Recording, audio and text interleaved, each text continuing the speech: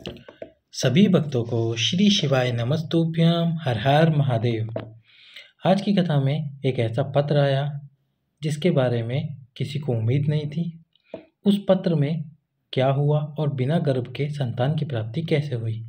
पर उसके पहले आप वीडियो को कर दो लाइक, चैनल को कर दो सब्सक्राइब और इस वीडियो को कर दो अधिक से अधिक शेयर। तो आज आपको 3 पत्रों का वर्णन कर रहा हूँ जिसमें संतान की प्राप्ति हुई माताओं बहनों को। सबसे पहला जो पत्र था उसमें एक बेटी ने पत्र लिखा। उस बेटी की उम्र 11 वर्ष थी। उस बेटी ने बताया कि उनकी माँ को पहली संतान के रूप में वह बेटी हुई थी और उसके बाद में डॉक्टरों ने बोल दिया था कि उनके दूसरी संतान हो ही नहीं सकती, किसी भी कीमत पर संतान हो ही नहीं सकती।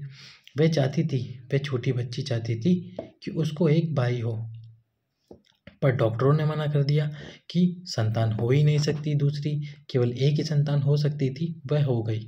और उस बेटी की उम्र थी 11 वर्ष। उसने कथा सुनी थी। कथा सुन के अपनी माँ को बोला उपाय करने के लिए। साथ में महादेव के मंदिर में प्रतिदिन जाती, जल चढ़ाती और महादेव से एक बात बोल दी कि बाबा मुझे मेरा भाई चाहिए। जिस माता से मैंने जन्म लिया है उसी माता से मेरे भाई का भी जन्म हो। मुझे एक भाई चाहिए भोलेनाथ। और जिन डॉक्टरों ने और जिन हॉस्पिटल में मना कर दिया गया है मेरी माँ को कि दूसरा बेटा या बेटी नहीं हो सकती, दूसरी संतान नहीं हो सकती, उसी हॉस्पिटल में और वही डॉक्टर मेरी माँ की डिलीवरी कराए और मुझे एक भाई प्राप्त हो। उनकी माँ ने उपाय किया। साथ ही साथ में वो बेटी प्रतिदिन भगवान शंकर को जल समर्पित करती रही। जिन डॉक्टरों ने मना कर दिया था संतान की कामना के लिए, संतान की प्राप्ति के लिए, वहीं पर उसी हॉस्पिटल में उन्हीं डॉक्टरों की देख रेख में उनको दूसरी संतान की प्राप्ति हुई और दूसरी जो संतान थी वो पुत्र था। तो इस प्रकार एक 11 वर्ष की बेटी ने महादेव के सामने अर्जी लगाई और महादेव ने उनकी मनोकामना को पूर्ण किया। दूसरा जो पत्र आया उसमें बताया महिला ने कि 10 वर्ष हो चुके थे, उनको संतान की प्राप्ति नहीं हुई। उनका परमात्मा में विश्वास उठ गया था। 10 वर्षों से उनको संतान प्राप्त नहीं थी। वे हर डॉक्टर के पास जाकर आ गई और उन्होंने बच्चे की आस भी बिल्कुल छोड़ दी थी। 1 साल, 2 साल, धीरे धीरे 5-10 साल निकल गए और उनको संतान प्राप्ति नहीं हो पाई। संतान न हो तो दुख बहुत ज़्यादा ही होता है। इसी वजह से उन्होंने फंक्शनों में जाना बंद कर दिया। वे फंक्शनों में जाना छोड़ दिया क्योंकि जब किसी भी फंक्शन में या किसी कार्यक्रम में वो जाती तो लोगों के पास जब उनकी संतान को देखती तो उनको बहुत दुख होता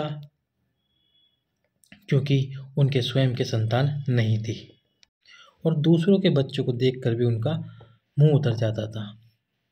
इस वजह से वे किसी भी फंक्शन में नहीं जाती थी। उन्होंने फंक्शनों में जाना छोड़ दिया क्योंकि खुद की कोई औलाद नहीं थी। फिर एक पड़ोसन के कहने पर उन्होंने शिव महापुराण की कथा सुनना प्रारंभ करा और कथा सुनने के साथ साथ जो शिव महापुराण में गुरुजी उपाय बताते हैं, सफ़ेद आंकड़े की जड़ वाला 21 बार तमरुकेश्वर महादेव के नाम से पति और पत्नी को उपाय करना होता है, उस उपाय को किया। और उपाय करने के साथ साथ गुरुजी ने कथा में कहा था कि यदि आप आसन लगाकर टीवी के सामने भी बैठकर अपनी बात महादेव से बोलोगे तो महादेव आपकी बात सुनेगा जरूर। वह टीवी के सामने आसन लगा के बैठी, आसन लगा के कथा सुनी, अपनी बात बोली, पशुपतिनाथ के व्रत भी किए उन्होंने और सफ़ेद आंकड़े की जड़ का उपाय भी किया। पशुपतिनाथ के व्रत करती रही। इसी बीच उनकी तबीयत खराब होने लग गई। तबीयत इतनी खराब हो गई कि व्रत नहीं कर सकती थी, फिर भी उन्होंने व्रत को प्रारंभ रखा, व्रत को छोड़ा नहीं। फिर वो जांच करवाने गई। जब उनकी तबीयत कुछ ज़्यादा ही खराब हो गई और जांच करवाने में उनको गर्भ ठहरने की सूचना मिली, लेकिन सोनोग्राफी में ज्ञात हुआ कि उनके बच्चे की धड़कन नहीं है। उनको बहुत दुख हुआ कि 10 वर्षों बाद तो संतान के सुख का मौका आया और उसमें भी बच्चे की धड़कन, डॉक्टर ने कहा है कि बच्चे की धड़कन नहीं है। दूसरे महीने में उन्होंने फिर से जांच कराई, सोनोग्राफी कराई। उस दूसरे महीने में भी डॉक्टर ने यही बताया कि इस बच्चे की धड़कन नहीं है, आपको ये बच्चा नहीं रखना चाहिए, इस बच्चे को निकलवा दीजिए। अब उनको डर लगने लगा कि इतने वर्षों बाद तो गर्भ ठहरा था और उसमें भी ये समस्या आ गई, पर उन्होंने डॉक्टर की बात नहीं मानी, बस महादेव पर विश्वास रखा। और सोनोग्राफी कराने जाना भी उन्होंने बंद कर दिया कि जाएंगे डॉक्टर फिर से वही बात बोलेगा कि धड़कन नहीं है, इसलिए सोनोग्राफी कराने जाना भी बंद कर दिया। 7वें महीने में उन्होंने सोचा कि चलो अब एक बार सोनोग्राफी करा लेते हैं। जब 7वें महीने में उन्होंने सोनोग्राफी कराई, डॉक्टर ने सोनोग्राफी करी और सोनोग्राफी करने के बाद उनको बताया कि उनके गर्भ में जो बच्चा है उसकी धड़कन भी है। ये बात सुनते ही उनको बहुत प्रसन्नता हुई और इसके साथ ही उन्होंने एक बात भी बताई कि 7वें महीने में जब वो सोनोग्राफी कराने गई थी, उसके पहले 6 महीने लगातार शिव जी पर जल चढ़ाती रही, उस जल को पीती रही, बाबा से प्रार्थना करती रही, प्रतिदिन एक बेलपत्र शिवलिंग के सम्मुख में खाती रही, बाबा से प्रार्थना करती रही और जैसे ही 9 महीने पूर्ण हुए उनको संतान की प्राप्ति हुई। 10 वर्षों बाद इन माता को संतान की प्राप्ति हुई है। आप भी विश्वास रखें, आपको भी संतान की प्राप्ति अवश्य ही होगी। अब एक रोचक पत्र जिसमें बिना गर्भ के संतान की प्राप्ति हुई, तो वो पत्र क्या था? तो सबसे पहले पत्र में उन्होंने, इसके पहले जो पत्र था उसमें माता बहन ने एक लाइन लिखी, करता करे न कर सके, शिव करे सो होय, तीनों लोक में शिव से बड़ा ना कोई। अब जो दूसरा पत्र, उस पत्र में भी माता ने एक लाइन लिखी, कब से खड़ी हूँ झोली पसार भोलेनाथ, सुन ले मेरी पुकार। 15 वर्षों से उनको संतान की प्राप्ति नहीं थी। सारे डॉक्टरों को वो दिखा के आ चुकी थी, सारे इलाज करा के आ चुकी थी, फिर भी उनको संतान की प्राप्ति ना हो पाई। सारे उपाय करने के बाद भी उनको सारे पीर फकीरों को भी दिखा चुकी थी, उनको संतान की प्राप्ति नहीं हुई। 2022 में उन्होंने कथा सुनना प्रारंभ करा। 22 में जैसे ही कथा सुनना प्रारंभ करा, सफ़ेद आंकड़े की जड़ के बारे में उन्होंने सुना और सफ़ेद आंकड़े की जड़ वाला उपाय उन्होंने किया। सफ़ेद आंकड़े की जड़ वाला उपाय किया और उपाय करते से ही थोड़े समय में उनके पेट में समस्या उत्पन्न हुई, उनके पेट में दर्द होना प्रारंभ हुआ।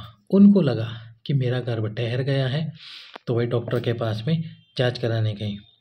जैसे ही डॉक्टर को जांच कराई तो डॉक्टर ने बोल दिया, इनके गर्भ में संतान नहीं गिठान है, गांठ है एक जिसको निकालना पड़ेगा और ये गांठ भी बहुत बड़ी है, इसको यदि नहीं निकाला तो इनकी मृत्यु भी हो सकती है, इनके मृत्यु के भी चांसेस है।